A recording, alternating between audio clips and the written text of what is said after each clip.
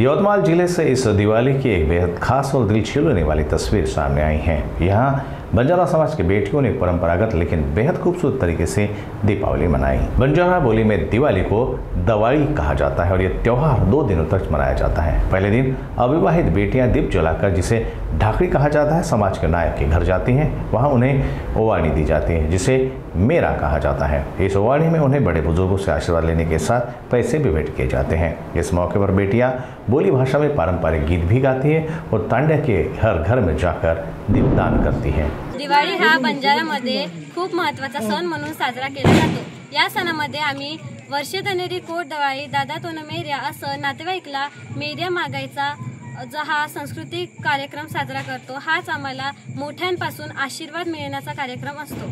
आम्ही याच्यात वर्षेतनेरी कोट दिवाळी दादा तो न मेऱ्या दादी तो न मेऱ्या असे सगळे नातेवाईकांचं नाव घेऊन त्यांच्याकडे मेऱ्या मागायला जातो। ही म्हणजे आमची सांस्कृतिक पद्धत आहे।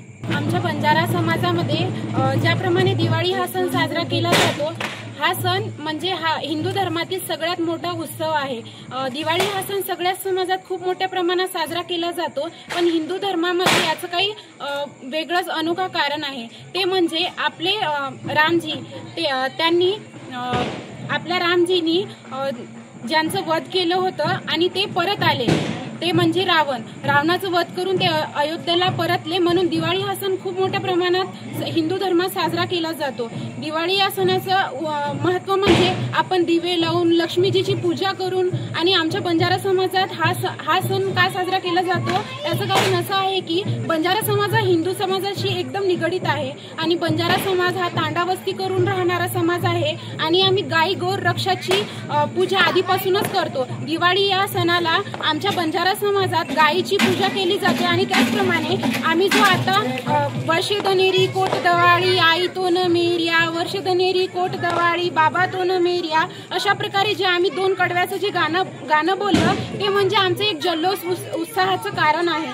आम्ही त्याचप्रमाणे एक जल्लोष उत्साह साजरा करून जे आमच्या बंजारा समाजातील कुवाऱ्या मुली असतात, म्हणजेच आम्ही त्यांना गौरी म्हणतो, आमचे 2 सण असतात, एक तीज आणि दिवाळी। हे सण आम्ही जे कुवाऱ्या मुली असतात त्यांच्यासाठी साजरा करतो। याच्यामध्ये आम्ही आमचे जे नातेवाईक आहे, आई बाबा, आमचे इतर नातेवाईक यांच्या घरी जाऊन आम्ही जे 2 कडव्याचं आमचं जे गाणं आहे वर्षेतनेरी कोट दिवाळी काकू तो न मेऱ्या, असं प्रकारे म्हणून आम्ही त्यांना एक म्हणजे आमचा उत्साह साजरा करतो आणि त्यांनी आम्हाला गिफ्टच्या स्वरूपात काही पैसे देतात, म्हणजेच आम्हाला गिफ्ट सुद्धा देतात। अशा प्रकारे आमच्या बंजारा समाजात दिवाळी हा सण साजरा केला जाते। दिवाळी हा मुलींचा सण मानला जातो दिवाळी बंजारा समाजामध्ये, आणि त्यामुळे सगळ्या मुली एकत्र येऊन गोधनची पूजन करत असतात आणि वडीलधाऱ्या व्यक्तींचा आशीर्वाद घेत असतात। त्यासाठी ते विशिष्ट गाणं बोलत असतात आणि त्या गाण्याद्वारे ते मोठ्या व्यक्तींकडून आशीर्वाद घेत असतात आणि त्यांना शुभेच्छा देत असतात। ही परंपरा बंजारा समाजामध्ये खूप पूर्वीपासून चालत आलेली आहे आणि ते परंपरा आम्ही कायम ठेवत आहे।